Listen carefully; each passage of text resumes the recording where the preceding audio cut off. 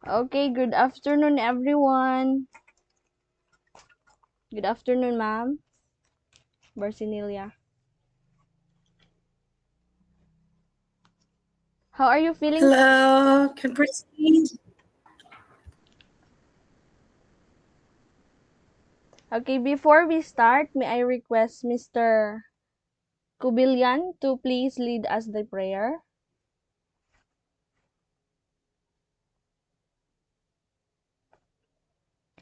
Mr. Kubilyan.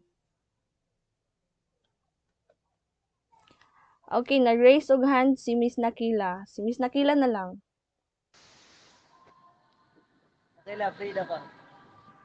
Sige, let's bow our head. Thank you, Lord, na karon nga day Ginoo karon nga kahapon ng Lord, ikaw Lord mag-guide ka namo Ginoo, maghatag kag wisdom and knowledge Lord. Bisan pa Lord sa magdimo Ginoo, ikaw Lord magiya kaniya. Ikaw lang pasalamat at pasitugan Ginoo. Salamat tanan Ginoo. In Jesus name we pray. Amen. Amen. So, kindly settle down and turn off your microphones to avoid unnecessary noises during the session. So with regards to your attendance, please refer to the link given at the chat box. So since this is our first session, you don't have assignment and anything to review yet, so let's proceed. So before we proceed to our topic today, let us first play a game. So are you familiar with scrambled letters? Yes, ma'am. Yes, ma'am. Oh, so now you will be given a scrambled letters and you have to form it as fast as possible. And the first one to make it right will automatically receive 10 points. So are you ready? Yes, ma'am. Okay. The first word is anyone, raise your hand. Miss Lima Lima. Simple, ma'am. Simple. Okay, very good. Okay, next.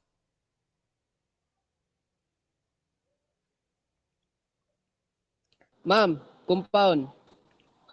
Pagka, very good. Ano nila ay. So the second is compound sentence. So next we have Complex. Complex number, mo man ang topic sa math. grabe. Walay pagkuan-kuan ba? Walay pag langay-langay. So next we have complex sentence. And the last one is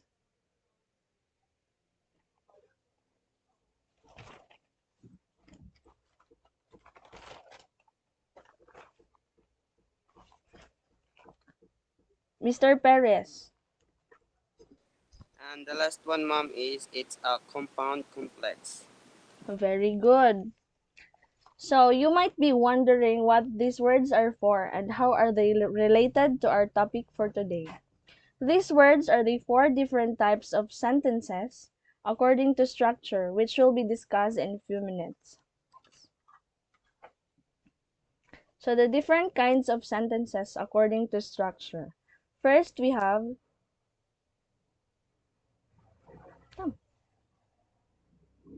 oh, oh, before we proceed, let me read to you the objectives of the for today's lesson. So at the end of this lesson, the students will be able to identify and tell the types of sentences, trace or locate the functions of each part of the sentence, show appreciation and cooperation of being able to recognize the type of sentence.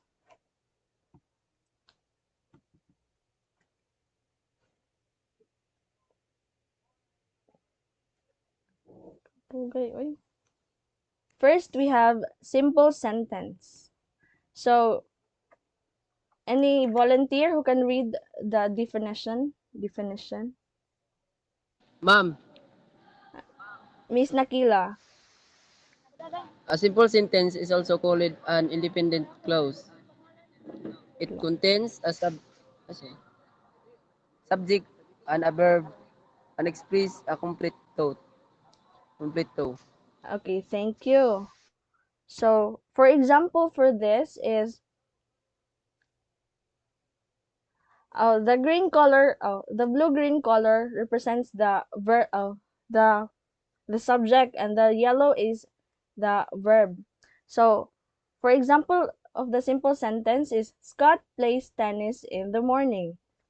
So the Scott is the subject, and the plays or the yellow word is the verb. So Scott plays tennis in the morning is an example of simple sentence. So next we have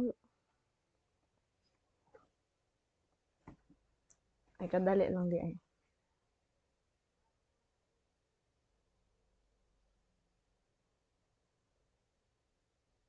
Sampan ko ano yung animation makadili.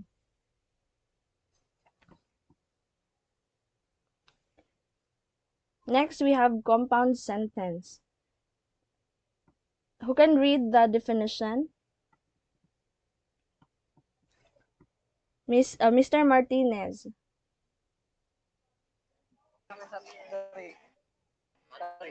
Compound sentence contains two independent clauses joined by a coordinating junction, such and, but, for, nor, or, so, and yet. Can you please repeat? Putol-putol man.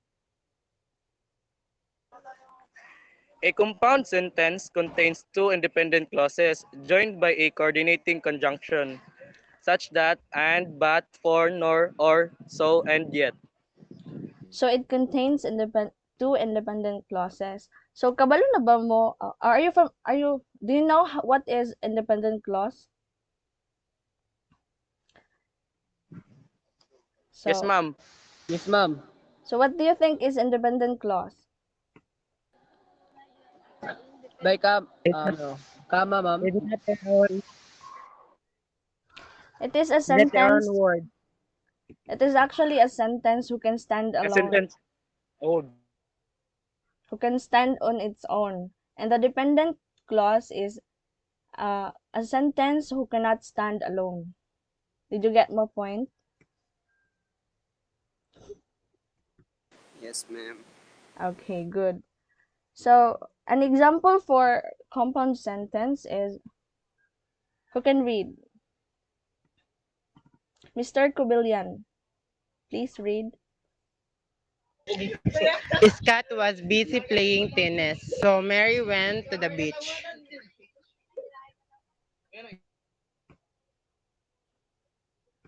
Okay, thank you.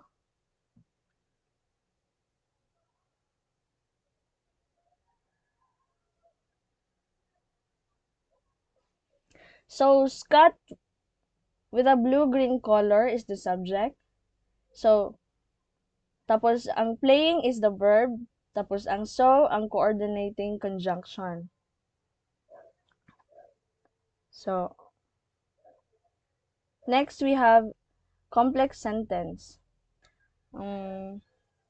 Mr. Perez, can you read the definition? Okay, ma'am. Okay, a complex sentence combines an independent clause with one or more dependent clauses. A complex sentence always has a subordinating conjunction, such as after, although, because, since, and when, or a relative pronoun that, which, who. So, it combines an independent clause with one or more dependent clauses. So, example ani is, wait lang. Ako nalay basa. So, John cannot set up his typewriter because the wall has no outlet. So, it combines with independent clause with one or more dependent clauses. So, ang kuan ani,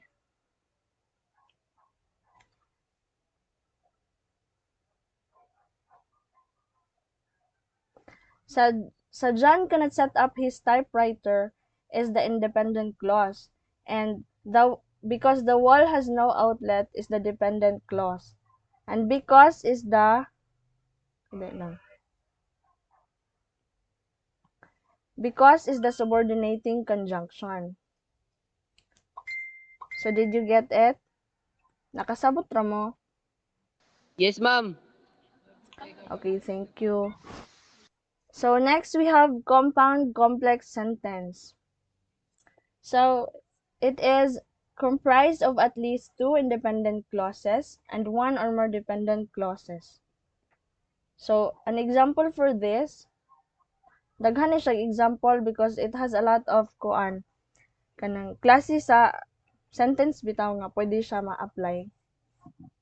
So who can read the first example? Mr. Kubilian.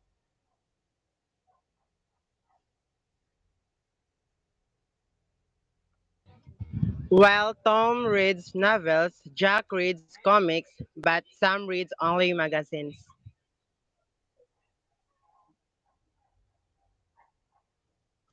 So ang dependent clause sa first example is while Tom reads novels. So ang ikaduha nga, the next is the independent clause which is the Jack reads comics. And ang ikaduha nga independent clause is but Sam reads only magazines. Next example. Kita man ni Mr. Martinez.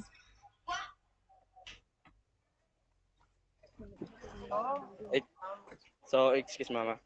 Mm. Tom reads novel but Nani? Ay, excuse me. Tom reads novels but Jack reads comics because books are too difficult. So the independent clause of this sentence is Tom reads novels. Tapos next is the Jack reads comics. Tapos ang dependent clause is because books are too difficult. So mailhan naman siya kung asa ang independent clause o dependent clause. Maklaro naman sa sentence daan. Yes, ma'am. So next we have palihog ko basa Miss Lima. Jack, who reads comics, rarely reads novels. However, Tom enjoys novels. So sa kani, nagpatunga ang dependent clause sa independent clause. Ang subject sa independent clause is the Jack. So Jack rarely reads novels. So mao na siya ang independent clause. Tapos the dependent clause is who reads comics. Tapos ang isa ka independent clause is Tom enjoys novels. So that's it. So nakuha ra ninyo. Yes, ma'am. So since Yes, you have ma'am. Okay. Since you have already learned the difference among the four types of sentence according to structures, what are you going to do now is to identify which type of sentence and locate its labels there. So, who can answer the first sentence? Ma'am. Di man ako makita tanan kinsay nag-raise og hand. Spaltero, ma'am.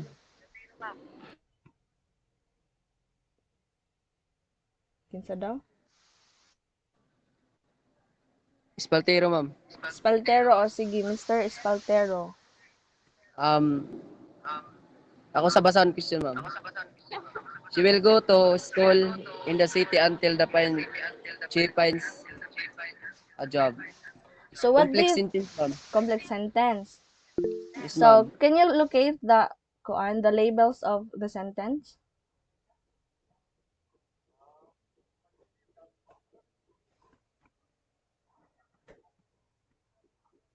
Ma'am? Can you locate the labels of the sentence? Kung asa dapit diha ang verb baron or subject. Ano, ma'am? Ang subject, ma'am, kay si Chi. She. Tama ba? So, because this is a Tapos, complex ang ma'am, ang sentence. yang compound sentence kay Until? Okay, let's see kung tama ka. All well. Oh, mauni siya. So, Yes. have you remember the the definition of complex sentence? Ano to be? Kadali lang.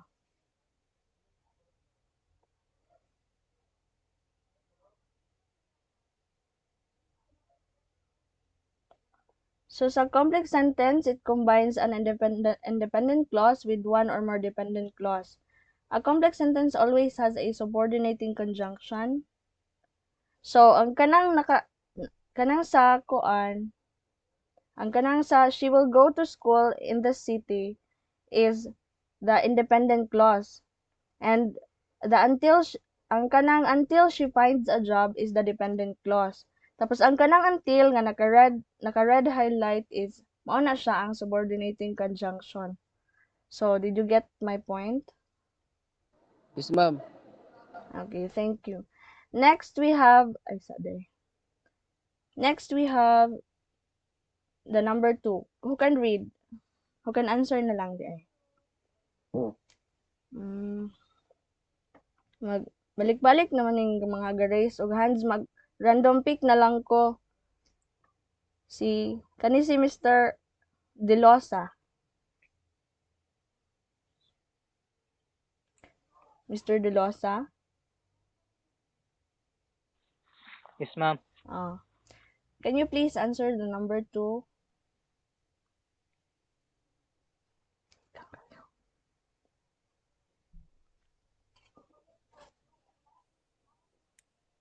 Pass, ma'am. Pass? Okay. Kato na lang nag-raise og hands, Mr. Martinez.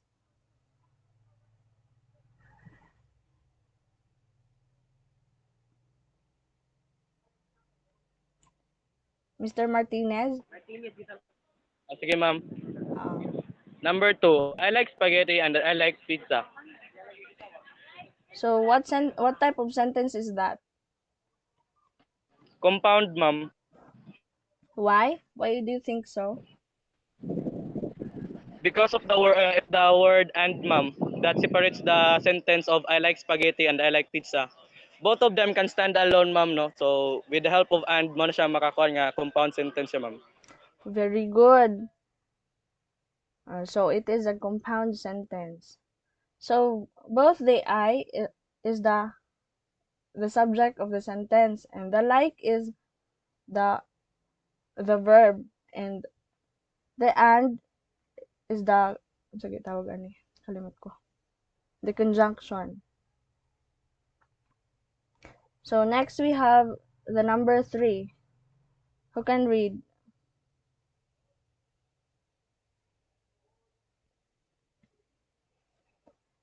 Okay, ako na lang tas kamoy identify sa kuan sa labels ani. So Javier sat beneath the old pine tree. He thought about nature while he pondered his place in universe. So, who can identify its labels? Anyone? Mr. Perez. It's a compound complex sentence, ma'am.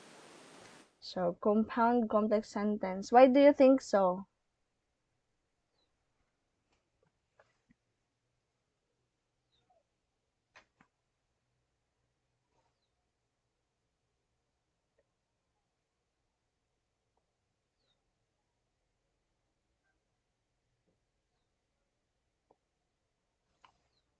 Okay, because it is comprised of at least 2 independent clauses and 1 or more dependent clauses.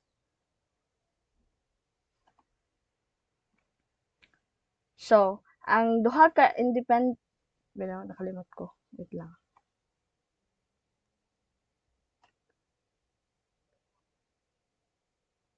Ang duha ka independent clause is the first one is Javier sat beneath the old pine tree and the second one is he thought about nature. Tapos the dependent clause is while he pondered his place in universe. So, nakasabot ra ba? Yes, ma'am. Okay, next, please read the number 4.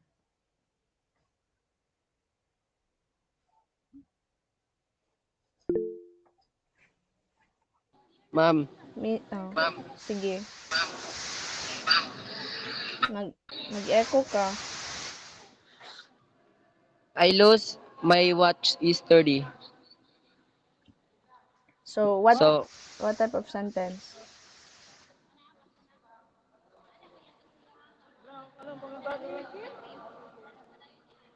simple simple sentence, ma'am. Simple sentence. Yes, Because because lost is ano, ma'am? Ano sa'yo? lost is the verb.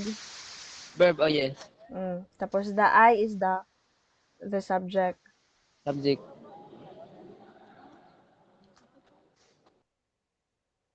Okay, thank you.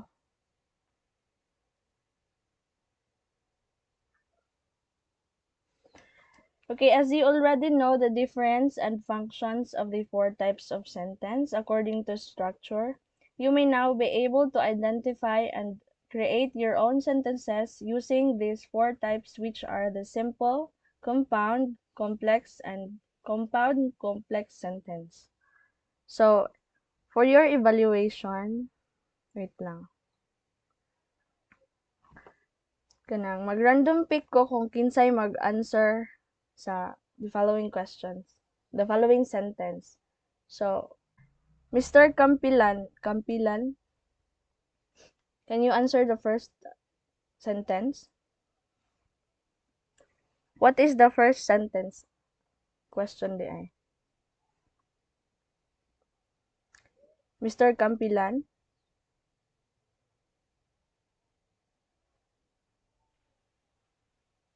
Ma'am? can you answer the first question?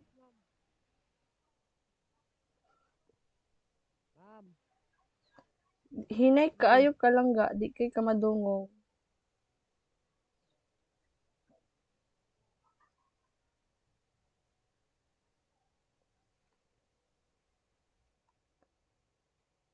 Si Mr. Perez na lang.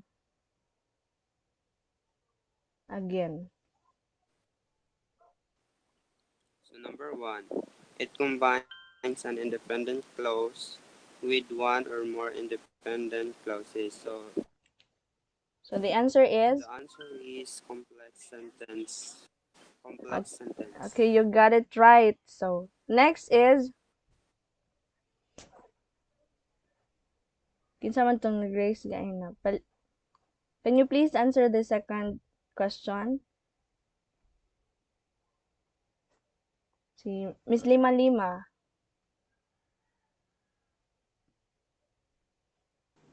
Ma'am, excuse me, magkaroon ba ko nakabalik ma'am kay nawala akong signal. Oh, sige. Si Kuan na lang. Si Miss Rosas.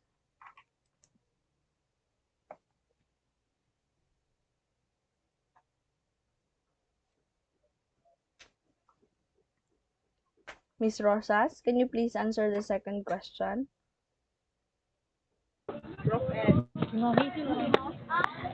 Number 2, it contains 2 independent clauses joined by a coordinating conjunction. So, what is the answer? It is a compound sentence, ma'am. Okay, compound sentence, very good. So, next we have the number 3. Ako na lang mag-read, so kamoy mag-koan. Anyone nga mag-volunteer, may mag-answer. So, it contains a subject and a verb and expresses a complete thought. Ma'am, Yes. simple sentence. Simple sentence, very good.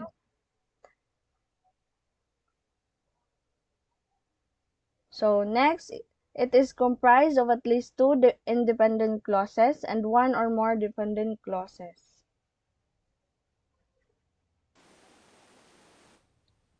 Ma'am, Yes. compound complex sentence. Very good. Let's give everyone a round of applause, please.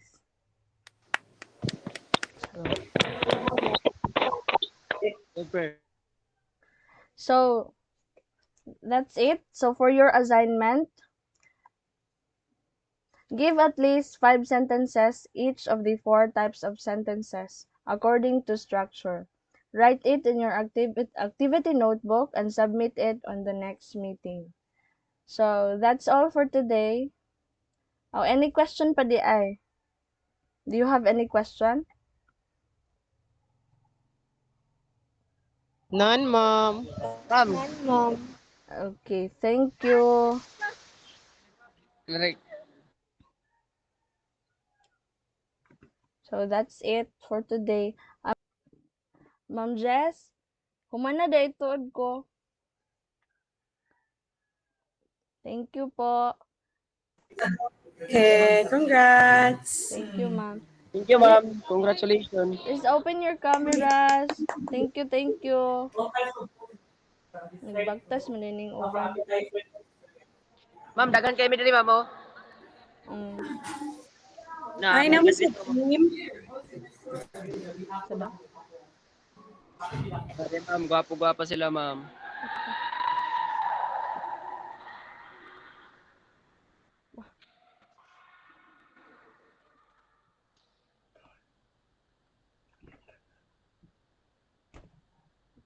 Okay. So that's all for today. Thank you kaayo sa inyong cooperation, everyone. Dako na kayo ning Thank you, tabang. ma'am. Salamat kay Ma'am Jess. Salamat, ma'am. Today, tuto ka pa today. Kaya kasi wala ko na kuan. Goodbye, ma'am. Goodbye. Thank you. Resmi, your grade is already available here. So Yes. you can get it anytime. Na? Yes, ma'am. Thank you po. Okay. God bless. Bye-bye. God bless Kaya you maging pa ko too. kang lovely din. Oo, ma'am. Sige.